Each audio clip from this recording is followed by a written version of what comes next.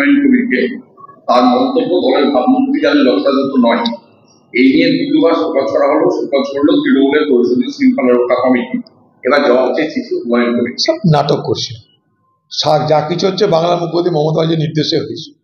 এখানে আমাকে ভোটে হারানোর জন্য সাম্প্রদায়িক বিভাজনের তাস খেলানো হয়েছিল মমতা ব্যানার্জির নির্দেশে। তাই টিভিতে প্রচার করা হলো, সোশ্যাল মিডিয়ায় প্রচার করে দেওয়া হলো যে 70% মুসলমান, 30% হিন্দু, হিন্দুকে মেরে ভাসিয়ে দাও। সেদিনই কিন্তু মমতা ব্যানার্জির নিন্দা করেনি।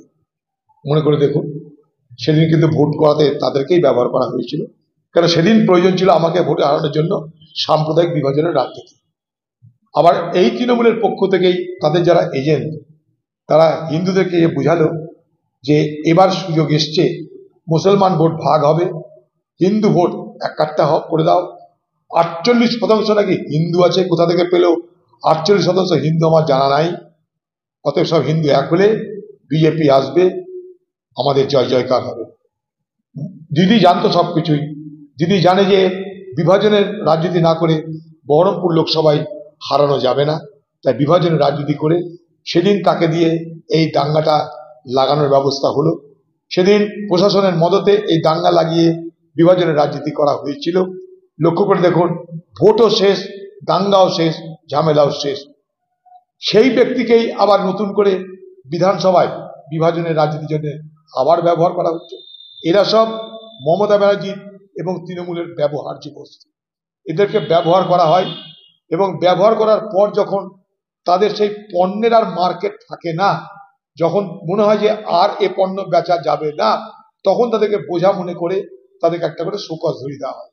অর্থাৎ মানুষের চোখে ধুলো ছাড়ানোর জন্য, মানুষকে বিভ্রান্ত, মানুষকে বোকা বানানোর জন্য তাদের সততার একটা নামাবলী গায়ে দিতে হয়, নিরপেক্ষতার নামাবলী গায়ে দিতে হয়, এবং নিরপেক্ষতার নামাবলী গায়ে দিয়ে শোকজ করতে হয়। যদি শোকজ করার কোনো প্রয়োজন থাকে, বাংলার মানুষ আপনারা মুখ্যমন্ত্রী মমতা ব্যানার্জির বিরুদ্ধে শোকজ করুন। বাংলার মানুষ সব থেকে এ বাংলায় যা কিছু আজকে দুর্দশা, দুঃখ, যন্ত্রণা, হিংসা, সব কিছুর পিছনে একটি মাত্র ব্যক্তিত্ব, one woman autocrat, single woman autocrat. এক ব্যক্তি, একজনই স্বৈরাচারী ব্যক্তিত্ব, তার নেতৃত্বে বাংলার 12টা বাজছে। শোকজ করলে তার বিরুদ্ধে শোকজ করতে হবে। তার সৃষ্ট এগুলো, যাকে উনি শোকজ করছেন তাকে উনি শিখিয়েছেন, তাই তারা করছে। কাজের সময় কাজ করা হলো, কাজ করি না হলো, এখন মনে হচ্ছে বোঝা, তা একটা শোকজ ধরিয়ে দেওয়া হলো। মুখ্যমন্ত্রীর কথার বাইরে দলের কিচ্ছু হয় না এবং বিরোধীদের মাঠে ময়দানে কোনো কর্মসূচিতে দেখা যায় না। মুখ্যমন্ত্রীর কথার বাইরে কি বলবো, এটাই তো বলছি, হয় না তো, এবং বিরোধীদের মাঠে ময়দানে কোনো কর্মসূচি। খুব ভালো লাগলো, অন্তত সত্য কথাটা অজান্তে বলে দিয়েছে। মানুষ কখনো অজ্ঞানে সত্য কথা বলে দেয়। মুখ্যমন্ত্রী মমতা ব্যানার্জির নির্দেশ ছাড়া কিছু হয় না, তার তো প্রমাণ আগে পেয়েছি আমরা।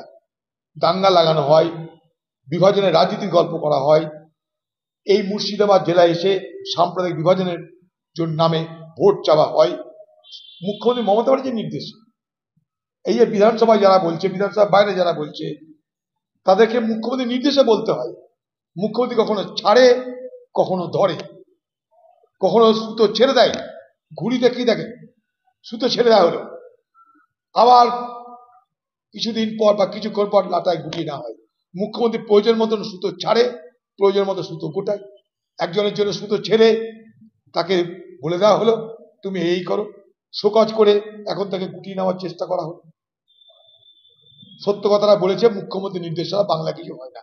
চুরি, বাটপাড়ি, যা কিছু হচ্ছে, লুট, সেই বালি চুরি বলুন, পাথর চুরি বলুন, খাদার চুরি বলুন, যা কিছু হচ্ছে, শিক্ষা দুর্নীতি, রেশন দুর্নীতি, সবকিছু মুখ্যমন্ত্রীর নির্দেশে হয়েছে। অজ্ঞানে তাদের দলের নেতা সে কথা বলছে, ভালো লাগলো।